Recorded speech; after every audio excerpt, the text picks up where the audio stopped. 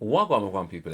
So, as most people know now, that like my channel is full of music mainly, but I also love my TV shows. And How to the Dragon is now finished, which I'm absolutely gutted about. And I know there's loads of people out there that are like, it's dry, it was long, but I really, excuse me, but I really enjoyed it. I am really gutted that it's finished. I really am. I'm gutted. So one of the things that I always said I wasn't gonna like react to on my channel was anything kind of reality TV based. Not because like I don't watch them, because to be fair, I actually watch more of them than I really give like than I really thought that I did. Like even like Love Island, like every single year, I'm like I'm not watching Love Island. Like it's a vapid show, it's scripted. It's just why would I watch this show? And then every single year, all it takes is one episode. Yeah, if someone's watching it and I happen to walk by or whatever, or because my thing is I really love it's Twitter, like, or it's the social commentary for me. So it's like everyone's comments about what they're seeing and stuff. Like that's what I enjoy the most, and all the memes, and it's just really funny. Um, but I've always said that like watching real people, I kind of steer clear from, only because with movies or even with music, like you're dealing with an art form. With these kind of shows, you're dealing with them.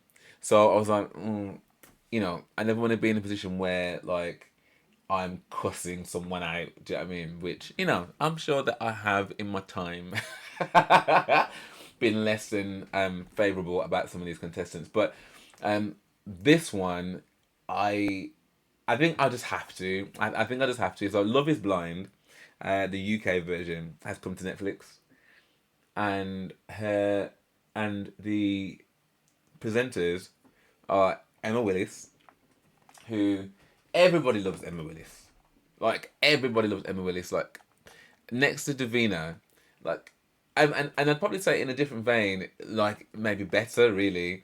OG Big Brother host, and was always really good. I really like a really down to earth, like beautiful soul.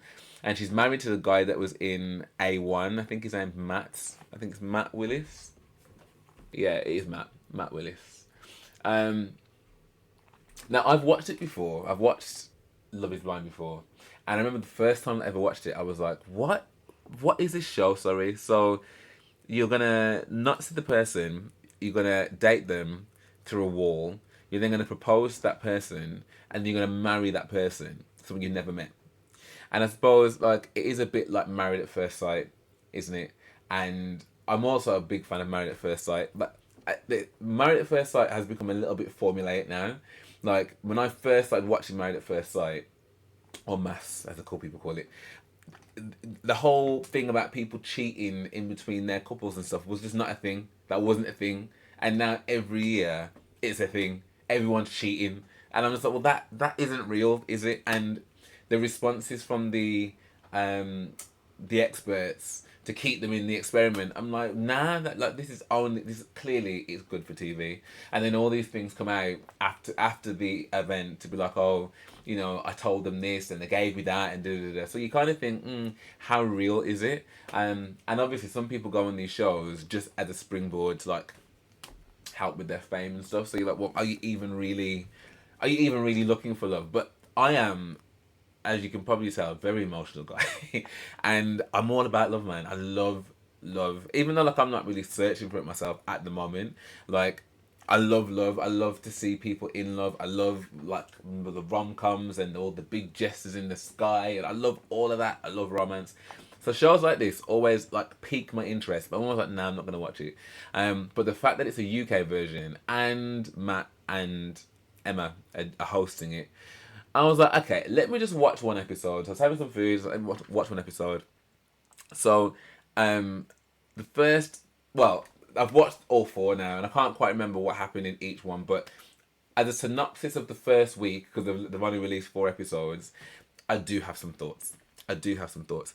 I still find it really odd that people have genuinely fallen in love. Like, I mean, I don't know how long this dating period is.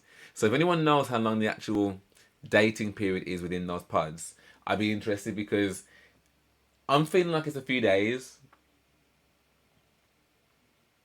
It can't be more than a week, can it?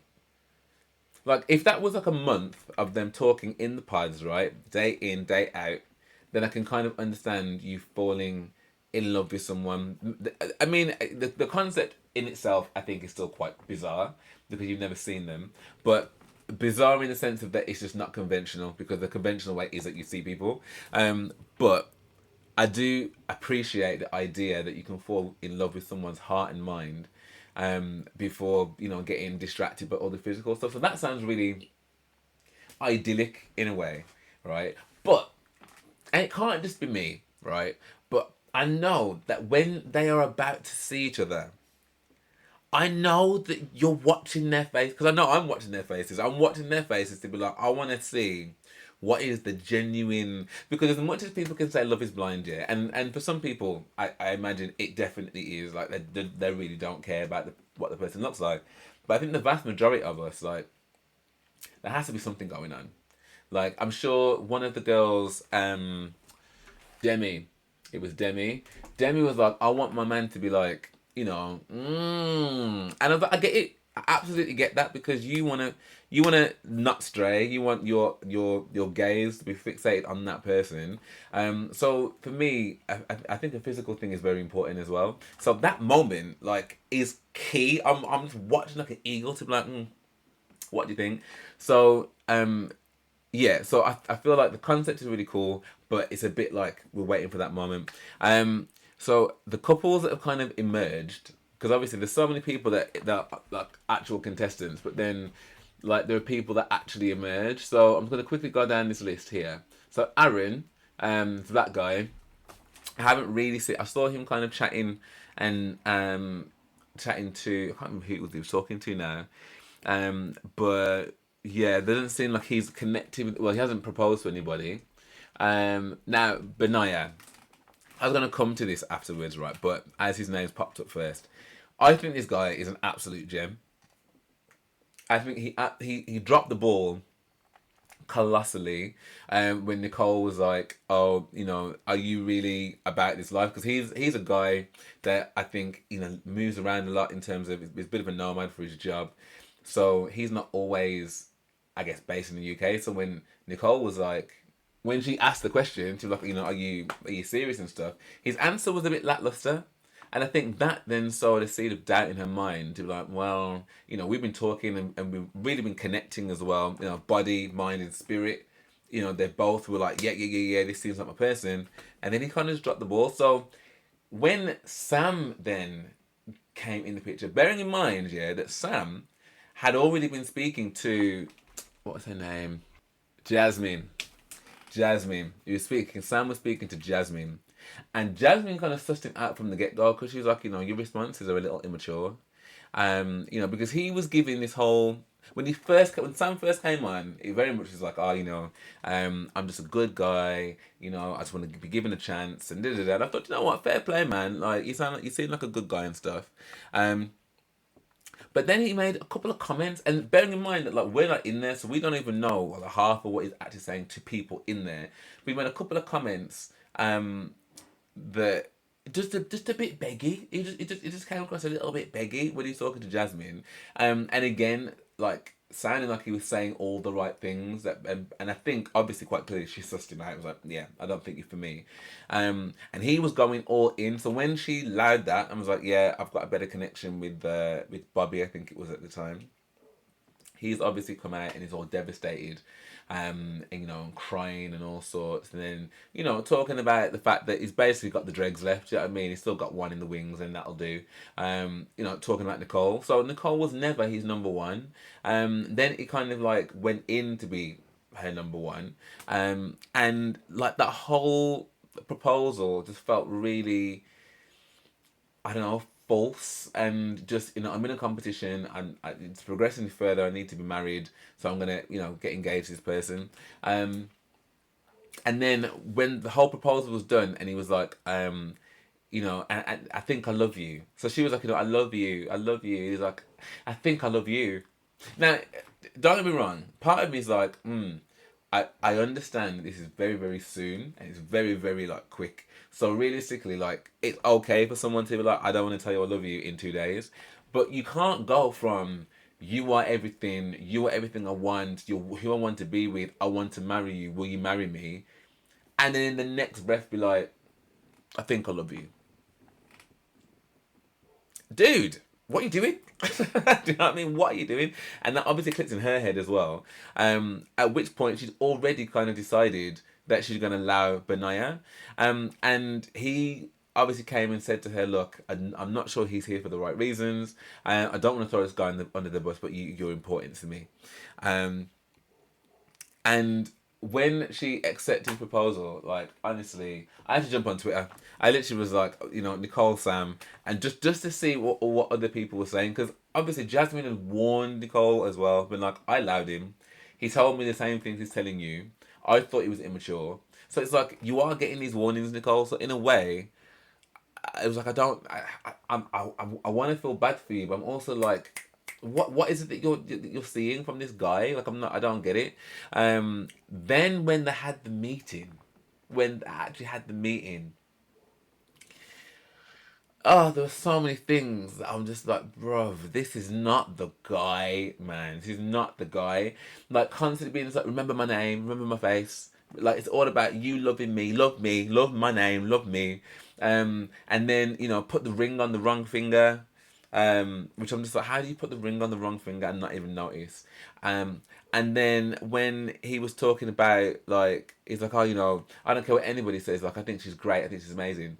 I don't care what anybody says. Well, who's saying that? Who's saying what? Why would that be the thing? I don't care what anybody says.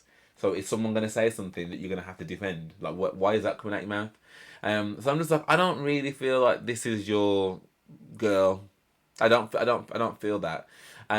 So when they had that whole moment of her coming to a realization, this is like almost the end of episode 4. I've made a mistake. I shouldn't ever have let Benaya go. I've realised. I was like, fantastic that you've realised, but is it a bit too late? Is it a bit too late? I don't know. So I'm really, really keen to see what happens now. Whether, which I think there is going to be some Benaya and Nicole stuff, because when I was going on Twitter, one of the pictures I saw, which someone, I tell you, the internet is good, it's so sleuthy. The picture I saw was Nicole's hand and what looks like Benaya's hand, because with the bracelets and stuff, and it looked like at some kind of altar or something. So I'm thinking maybe like they do end up going that distance. But then I'm like, well, what happens to Sam? Does he just bow out the competition? Because if that is the case, fair enough. If he's also realised something was off and something wasn't right, fair enough. But then when he's making comments about like how big she's gonna be, and how it just came across like a bit of a tool, to be honest. It really did. Now I really like Ollie and Demi, and the whole thing between him and what's her name? Was it Carla? Charlotte? Catherine. Catherine. I thought was really interesting. Catherine reminds me of one of my friends, actually. She talks so much like one of my friends. And I get the fact that it's definitely, well, it feels as though there's like a physical thing between them. But I'm really glad he did pick Demi in the end, because I think they had a really like genuine connection. My thing was, I just wasn't sure whether or not there was going to be any issues just in terms of like, he seems like a big fitness guy, and he had this chemistry with Catherine, but as soon as he saw Demi, he was just like, no, that's my girl, everything, and I love you. And again, I still find it so weird that when they say I love you, it's like it's been such a short space of time, but okay, whatever. So then when they've obviously, he's proposed and they've met and it's all been great and all that stuff, I'm like, fantastic. Then to fast forward some clips that we're seeing, that actually, like, when he eventually gets to meet Catherine, there seems to be that there's something and he wants to go home. I'm like, well, where's that come from? I don't know. I'm not hopeful about Demi, and my gut feeling is I'm not hopeful about them too. I guess we'll see. I think Catherine and Freddie. I think Catherine and Freddie. I mean, can we just say, beautiful pair, by the way. Like, wow, wow, wow. I can understand why she's just like, have you seen him? I'm like, I have. Yes, in fact, we have. Like, I think they're a really cute couple. I think that I feel like he's into her more than she's into him, and I don't know whether that's a fair assessment, but just from what I've seen so far, that's the kind of vibe I get. He's more into her than she's into him, and you know he seems again like a really great guy. Like his brother's got downs, and like he's like, you know, if anything ever happens to like my parents and stuff, he's gonna move in with me. I need to know that that's gonna be okay. Um, that being said, though, I think she has got a big heart because again, she comes from, you know, that whole her family situation of her being adopted and what that meant for her. So I think there's an emotional connection there, and there's obviously a big physical attraction. I mean, they've already stepped together twice. I still feel like she's still got this thing in her head about Ollie. So it'd be interesting to see how that kind of pans out when they actually do meet each other. Because she's got an absolute stunner there, an absolute 10 out of 10 guy. And her eyes need not, whoever Ollie was, her eyes shouldn't be wondering. Um, I think the same with Ollie. Like, Demi has really demonstrated how much she cares for him, and she's beautiful. Like, she's got a beautiful soul inside and out. So I'm really hoping that, you know, that kind of does peter out, and that he recognizes what he's got at home, because there was a couple bit too many shots of them, you know, the whole heap of keying, and I'm like, you can go key with your wife. See what I mean? You and Catherine need to shut that down, right? So yeah, I am also interested to find out when is it going to come out, because he came back and said that he ended it. He told her, but yeah, you know, I've done it. Like she took it really well, and it's like, no, she walked away from you. So it'd be interesting to see if that comes out. It'd be very interesting to see if that comes out. Yeah, Jasmine and Bobby. I think Jasmine. I've got a lot of good hope for them too. You know, I think she's made it quite clear that, you know, the kind of guy she goes for isn't usually Bobby, but the fact that she's willing to give it a go, I think is really awesome. And he seems like a really nice guy, as well, and that he seems quite calm and chill. Um, they just seem really well suited. They look good together, but like when you watch them, like how they interact and stuff, that looks quite cool. Oh, the whole thing with Maria, Natasha, and Tom. It was Tom, wasn't it? See, Natasha, I felt for her because she comes across again as a real sweetheart, a real good soul. And if I'm honest, I thought that Tom was going to pick her. The only thing that made me go, maybe not, is when he was talking about the whole sexual chemistry. And I was like, well, how can you have sexual chemistry with someone through a wall anyway? Like, you don't know what they look like. You don't like. Are you saying that the conversations you're having aren't flirty at all, or is it that the way that she's described? Because you're not allowed to describe yourself either. So I'm like, well, what is it that's not giving you that sexual spark?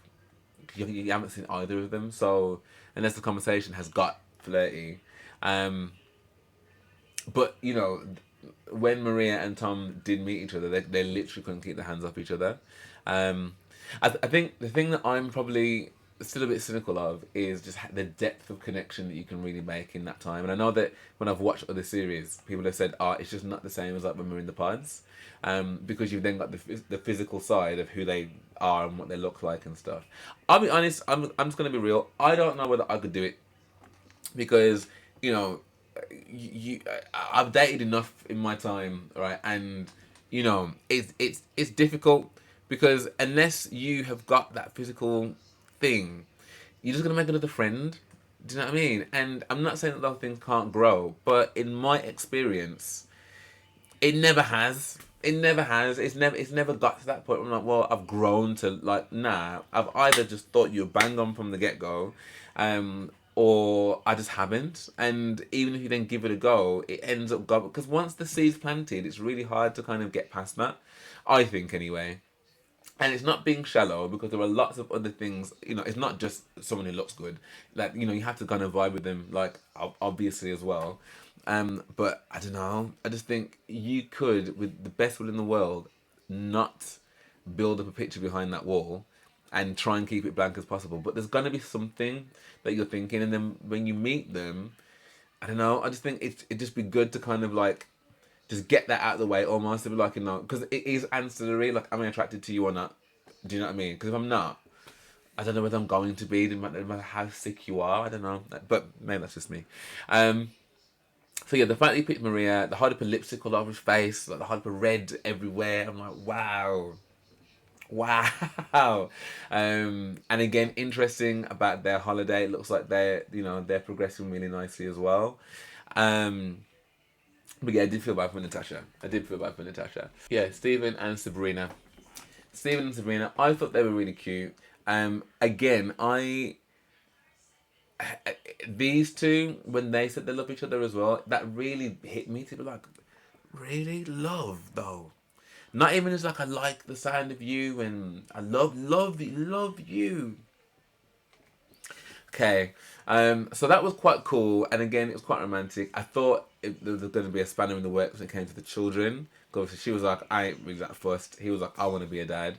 But I guess they found a way to kind of, you know, bridge that gap. So again, that's quite cool, and it looks as though that's going quite well as well.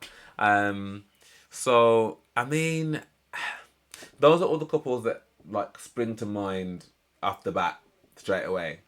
Um, and like I said, I'm hopeful for them. I'm hopeful to see where it goes. Very keen to see how Benaya and Nicole fix whatever they've got to fix. If they can bring that back. If they can't, I don't know. He seems like a really good soul. So I guess we'll see. And it takes a big person as well to admit that they were wrong. So I do rate her for being like, actually, I think the line that threw me was like, oh, I can't imagine living my life with anyone else. And it's like, well, you clearly didn't think that at the time because you picked, you know, Sam. Right? So, yeah, I don't know. But anyway, those are just my initial thoughts. I'm going to, each week, I'm going to do like a little bit of an update on Love is Blind. But yeah, I think so far, it is the kind of show that I think it's addictive because I think everyone yearns for that. And if you've got it, fantastic. If you haven't, it's something you hope to attain in the future. So it's just nice to kind of see like people's journeys and how it works and how people interact with one another. So yeah, I'm excited to kind of see how the rest of it goes. But if anyone else is watching it, I'd love to know what your thoughts are. Are there any kind of favourite characters you've seen so far? Are there any characters that you think are going to be like snaky, or already being snaky? What are your predictions of the couples that have already got together? Do you think they're gonna like last, or do you see trouble in paradise already? Yeah, I'd just love to know what your thoughts are. But for now, thank you so much for watching. If you did enjoy this reaction, then do drop me a like and subscribe. That'd be amazing. Thank you very much. That's something in my eye. And yeah, my full. Well, I don't think I'm gonna do like full reactions on Patreon. I might just do like a rundown. But yeah, if you do want to access to my videos before they come to YouTube, then come on over to Patreon. But for now, thank you for watching, and I hope to see you on the next one.